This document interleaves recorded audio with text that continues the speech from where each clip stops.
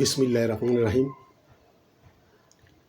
আমরা ফেসবুকে যখন দলের এই দুঃসময়ে দলের যে ভুল ত্রুটি কথাগুলা আমাদের বঙ্গবন্ধু কন্যা শেখ হাসিনা এবং দলের সর্বোচ্চ পর্যায়ে নেতাদের দৃষ্টি আকর্ষণ করে যে তৃণমূলের সমস্যাগুলা বলার চেষ্টা করি, অনেকে কমেন্ট করেন যে দলের এই দুঃসময়ে এইসব কথাগুলো বলা ঠিক না। কিন্তু তাদের উদ্দেশ্যে আমি বলবো, দল যখন ক্ষমতায় থাকে তখন আপনি কোনোভাবেই আপনার এই তৃণমূলের কথাগুলা বঙ্গবন্ধু কন্যা শেখ হাসিনা বা দলের সর্বোচ্চ পর্যায়ে নেতাকর্মীদের দৃষ্টিগোচর কোনোভাবেই করতে পারবেন না। কেন? তারা এতই ভেজি থাকে যে আপনি ফেসবুকে, ইউটিউবে নানান সমস্যা দলের কথা বলবেন, আর তাদের কাছে তো আপনার যাওয়ারই কোনো ব্যবস্থা নাই, আর কোনো দিন যেতে পারবে না। বঙ্গবন্ধু কন্যা শেখ হাসিনা তিনি তো এমন বিজি থাকেন তার কাছে যাওয়ার, কিন্তু তারপরে যেই জাতীয় নেতারা আছে, কেন্দ্রীয় কমিটির নেতারা, মহানগরের নেতারা বা থানার নেতারা, তাদের কাছেও তৃণমূলের কর্মীরা কিছু বলার সুযোগ পায় না। তাই যারা আমার এই কথাগুলো শুনে অনেক সময় মন্তব্য করেন কমেন্টে যে এখন আমাদের এগুলা না বলে কেমনে সামনের দিকে, তাদের উদ্দেশ্যে আমি বলবো যে এখনই সময় এগুলা বলার। কারণ এই দীর্ঘদিন আপনারা দেখেছেন 2024 সালের 5ই আগস্টের পর যাদেরকে আমরা জাতীয় নেতা, আইকন নেতা মানতাম, তারা বেশিরভাগই এই বিগত 14-15 বছরে এতই অর্থ বাণিজ্য, পদ বাণিজ্য, এমন কোনো হেন কাম করে নাই যে টাকার জন্য তারা এমনই কাজ করেছে যা অত্যন্ত লজ্জাজনক। আওয়ামী লীগের জন্য, আওয়ামী লীগের একজন কর্মী হিসাবে আমরা অত্যন্ত লজ্জিত। তারা লজ্জিত হয়েছে কিনা জানি না। মানুষের মাংস মানুষে খায় না, কুকুরের মাংস কুকুরে খায় না, কিন্তু দেখেছি এমন বড় বড় অনেক নেতাকে দেখেছি যে দলীয় পদ দেওয়ার জন্য দলের কর্মীদের থেকে দলের কর্মীরা বিভিন্নভাবে, যে অনেকে আছে নিজের বাচ্চার চিকিৎসা না করে বা সংসারের কষ্ট করে চলেও এই নেতাদের তুষ্ট রেখেছে টাকা দিয়ে, যে সামনের দিকে পথ পাওয়ার জন্য। যাক, সেদিকে আমি বলছি না।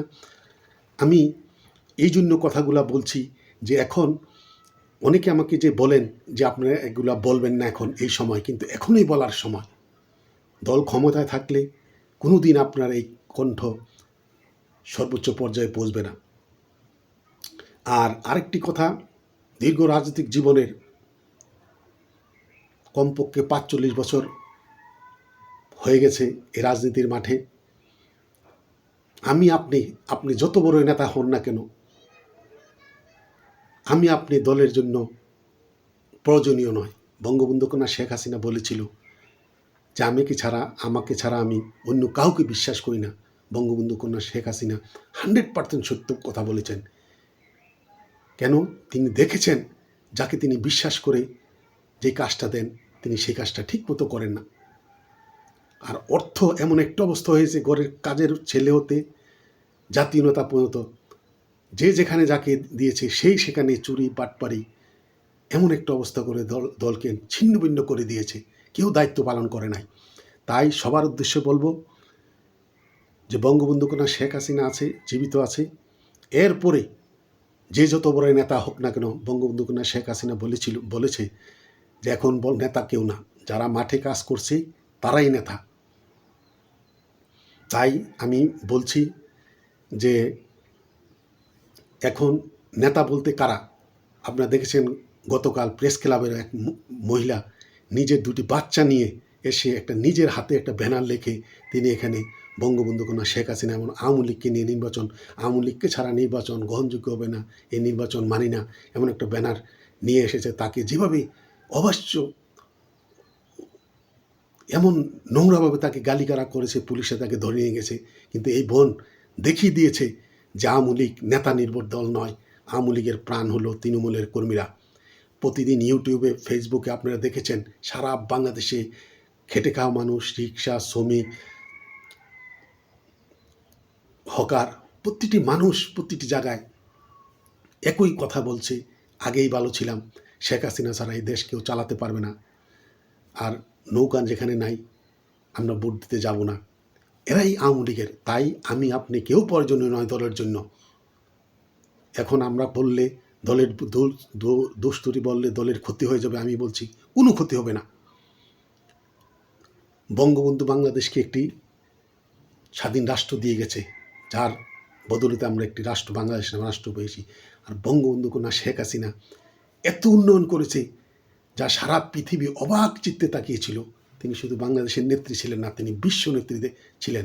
তিনি দেখেছেন পৃথিবীর পরাশক্তিগুলা, যুক্তরাষ্ট্র বলেন, ফ্রান্স বলেন, রাশিয়া বলেন, যুক্তরাজ্য বলেন, প্রতিটি রাষ্ট্রের রাষ্ট্রপ্রধানরা, কানাডা, প্রতিটি রাষ্ট্রের রাষ্ট্রপ্রধান তাকে কীভাবে সম্মান দিয়েছে, তাকে মর্যাদা দিয়েছে প্রতিটি, যখন তিনি যেই দেশে গিয়েছেন। আর নোবেল laureate ডক্টর ইউনূস এমন অনেক দেশে গিয়েছে, ওই দেশের প্রেসিডেন্ট, প্রধানমন্ত্রী তার দূরের কথা মেয়রের সাথে দেখা করার তার সুযোগ ঠিকমতো হয় নাই। তাই বলবো, এই বাংলাদেশের আওয়ামী লীগের যারা তৃণমূলের নেতাকর্মী, তারা যতদিন থাকবে এই দলকে কেউ আটকিয়ে রাখতে পারবে না। কতগুলো কথা বলতে হয়। বিগত দিন দেখেছি যে অনেককে নেতা বানিয়েছে, কেন্দ্রীয় অনেক নেতা, তাদের অনেক আমি দেখেছি ছিনতাইকারী, ডাকাতি করেছে, ছিনতাই করেছে, কিন্তু কেন্দ্রীয় নেতার তোষামত করে তার কাছে গিয়ে তাকে অর্থ দিয়েছে, তার পাচাটা কুকুরের মতো তার ফরমাইশ খেটেছে, তাকে এই পদলেহন করে সে অনেকে থানা, উপজেলা, মহানগরে নেতা হয়ে গিয়েছে।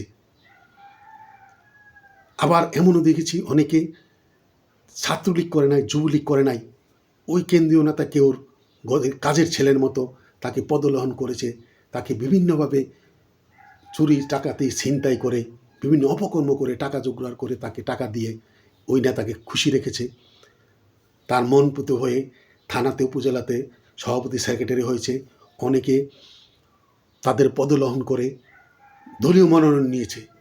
দলীয় মনোনয়ন নিয়ে তাদের টার্গেট ছিল যে দলীয় মনোনয়ন যদি নিতে পারি, দলীয় মনোনয়ন অনেকেই নিয়েছে।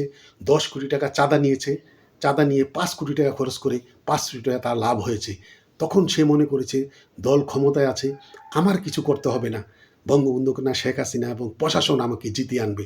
তাই তিনি 10 কোটি টাকা চাঁদাবাজি করে 5 কোটি টাকা খরচ করে আর 5 কোটি টাকা নিজে রেখে দিয়ে দলের কোনো দিকে কর্মীদেরকে টাকা পয়সায় দেয় নাই, কর্মীদেরকে খবর দেয় নাই, ভোটের জন্য মানুষের কাছে যায় নাই, কিন্তু তেমনি তারা নির্বাচিত হয় নাই, অনেকে আবার নির্বাচিত হয়েছে। এভাবেই দলটিকে শেষ করিয়ে দিয়েছে। আমি এমনও জানি, আমার কাছে প্রমাণ আছে যে এমন ইউনিট কমিটি হয়েছে। আমরা বহুদিন যাবৎ ফেসবুকে বলেছি, বঙ্গবন্ধু কন্যা দৃষ্টি আকর্ষণ করতেছি 5, 6, 7 বছর ধরে, যে কমিটিগুলো না হলে দল ছিন্ন ভিন্ন হয়ে যাচ্ছে। যা হোক, ইউনিট কমিটি করা, এই ইউনিট কমিটি করতে গিয়ে এমন অনেককে ইউনিটের সভাপতি দিয়েছে, সে হয়তো আওয়ামী লীগের ভোটার, কিন্তু সে একটা মূর্তিমান, সে যে একটা মানুষ, তার যে সংগঠনের ব্যাপারে তার কোনো কিছু নাই। দেখছি জামাতের অনুষ্ঠানও সে যায়, বিএনপির অনুষ্ঠানও যায়, সে একটা ইউনিটের সভাপতি।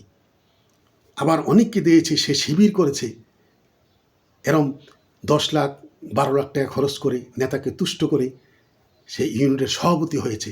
কিন্তু 2024 সালে 5 আগস্টের পর তার আর চিহ্ন দেখা যায় নাই।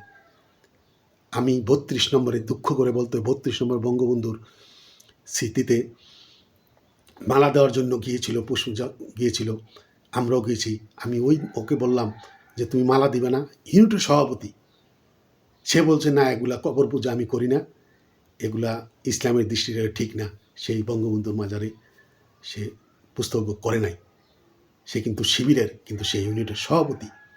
তারা এখন কোথায়? এভাবে দলটিকে ছিন্ন বিচ্ছিন্ন করে দিয়েছে। যাকে এনাম মেডিকেলের মালিক সাভারের, তাকে মন্ত্রী করা হয়েছে। কেউ না কেউ লবিং করে তাকে মন্ত্রী করেছে। তার ওয়াইফ, তার স্ত্রী এখন বিএনপির জন্য ভোট চাচ্ছে। এর থেকে লজ্জা পাওয়ার, সে কি কোনোদিন ছাত্রলীগ করেছে, কোনোদিন যুবলীগ করেছে, আওয়ামী লীগ করেছে? তাকে কেন মন্ত্রী বানাতে হবে? এভাবে অনেককেই মন্ত্রী বানিয়েছে, এমপি বানিয়েছে, দলের সভাপতি, সাধারণ সম্পাদক করেছে, থানা, ওয়ার্ড ইয়েতে। এভাবে সারা বাংলাদেশে আমি এমনও একজন যুবলীগের সভাপতির কথা বলতে পারি যে দীর্ঘদিন তাকে যুবলীগের সভাপতি বানানো হয়েছে। সে বিএনপির আমলেও অর্থ বাণিজ্য করেছে, আওয়ামী লীগের সময় অনেক অর্থ বাণিজ্য করেছে, অনেক টাকার মালিক হয়েছে। যে ইদানিং সে বিএনপিতে যোগ দিয়েছে স্ত্রী সন্তান সহ নিয়ে। কিন্তু ওখানেই আমাদের জানা সত্ত্বে একজন সিনিয়র সহসভাপতি ছিল যুবলীগের, সে হয়তো এখানে স্থানীয় না, তার বাড়ি হয়তো পদ্মার ওপার, তাকে তার বাড়ি দূরে দেখে তাকে সভাপতি করানো হয় নাই। এভাবে দলটাকে নিঃশেষ করে দিয়েছে।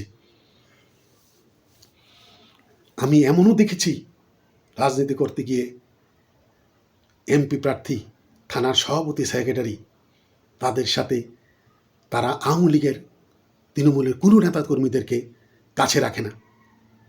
তারা রাখে যে তাকে তুষ্ট করতে পারে, বিএনপি জামাত থেকে এসেছে তাদেরকে চারদিকে রেখে তাদের থেকে সুবিধা নিয়ে এসে তাদেরকে নেতা বানায়। আমি অনেককে জিজ্ঞাসা করেছি যে অনেকে বলছে ভাইয়ের লেগে আমি জীবন দিয়ে দেবো, ভাইয়ের জন্য এত। তা আমি একদিন বললাম তো ওকে যে ভাই তুমি ভাইয়ের লেগে জীবন দিবা, মনে করো তোমার ভাই যদি এখন বিএনপিতে যোগ দেয়, কয় আমি বিএনপিতে চলে যাব। এবার বুঝুন কি আওয়ামী লীগটা সে করেছে, আর নেতা কাদেরকে নিজের কাছে রেখেছে। তাই দলের এই দুঃসময়ে এই কথাগুলা বলতে হয়, অত্যন্ত দুঃখ ভারাক্রান্ত নিয়ে কথাগুলো বলছি। বঙ্গবন্ধু কন্যা শেখ হাসিনা যদি আমার কথাগুলো শোনেন, বঙ্গবন্ধু প্রিয় নেত্রী, আপনার দৃষ্টি আকর্ষণ করছি। হয়তো জীবনে বহুবার 2015 সালের থেকে ফেসবুকে বহুবার বলেছি, কিন্তু আপনার দৃষ্টি এখন হয়তো আপনার কোনো না কোনোভাবে দৃষ্টিগোচর হবে।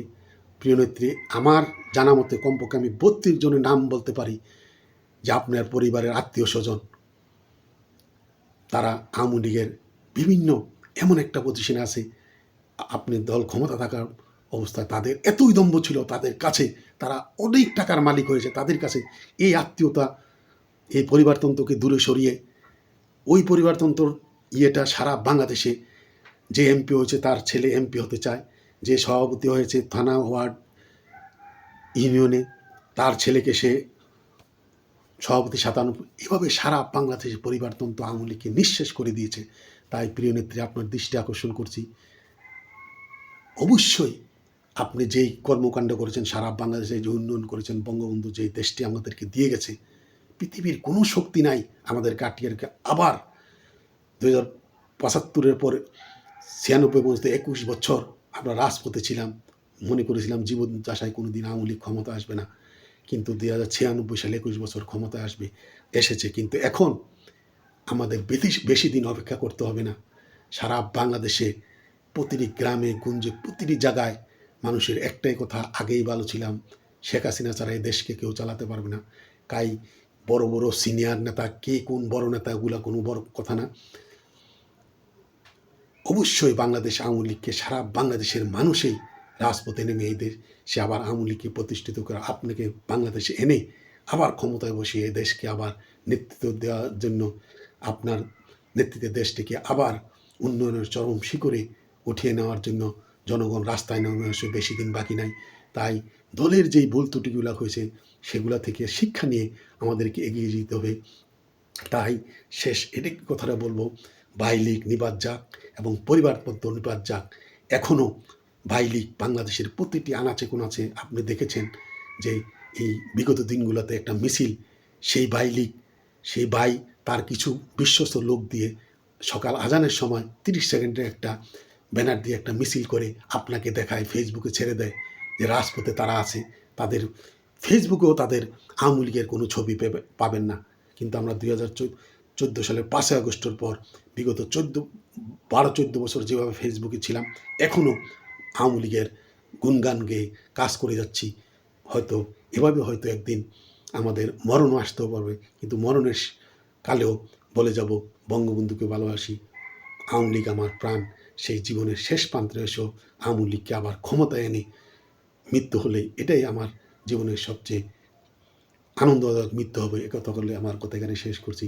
জয় বাংলা, জয় বঙ্গবন্ধু, জয় হোক বাংলার মেহনতি মানুষের।